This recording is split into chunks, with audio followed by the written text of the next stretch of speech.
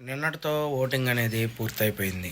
కానీ పోటాపోటీగా జరిగింది నిఖిల్ మధ్య, గౌతమ్ మధ్య. అలాగే వీళ్ళిద్దరికీ ఇంత టైట్గా ప్రతి సీజన్లో లేకుండా ఈ సీజన్లోనే చాలా టైట్గా జరిగింది. దానికి కొన్ని కారణాలు కూడా ఉన్నాయి.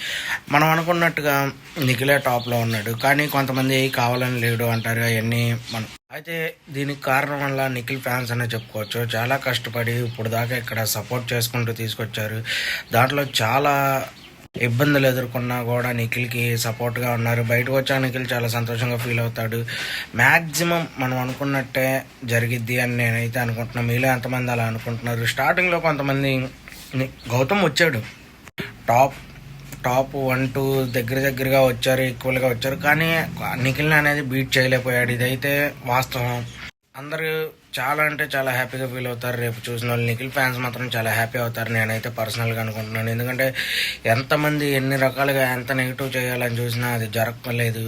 అయితే ఇవాళ షూట్ స్టార్ట్ అయ్యిద్ది అనుకుంటా. ఎందుకంటే టాప్ 3ని తీసుకొస్తారు అన్నట్టు బయటికి అంటున్నారు. లాస్ట్ నుంచి 3ని బయటకు తీసుకొస్తారు అన్నట్టు అంటున్నారు. చూడాలి మరి ఈరోజు ప్రోమో ఏమొచ్చిందో. ప్రోమో బట్టి మనకి తెలిసిద్ది. అయితే నన్ను నిఖిల్ ఏవి ఎంతమందికి నచ్చిందో కామెంట్లో అయితే మెసేజ్ చేయండి. మీరేమనుకుంటున్నారు? నిఖిల్ విన్ అవుతారు అనుకుంటున్నారా, గౌతమ్ విన్ అవుతారు అనుకుంటున్నారా కూడా కామెంట్లో మెసేజ్ చేయండి. మనం ఆదివారం 9-10 అంతా తెలిసిపోయింది కాబట్టి ఇంకా రేపటితో అందరికీ తెలిసిపోయింది. బిగ్ బాస్ కూడా అయిపోయింది. ఇంకెవరో రేపటి నుంచి అరుసుకోరు, ఏమీ ఉండదు. మీరు ఓకే ఫ్రెండ్స్, మన ఛానల్ లైక్ చేయండి, షేర్ చేయండి, సబ్స్క్రైబ్ చేయండి. తప్పే ఉంటే మాత్రం కామెంట్లో మెసేజ్ చేయండి.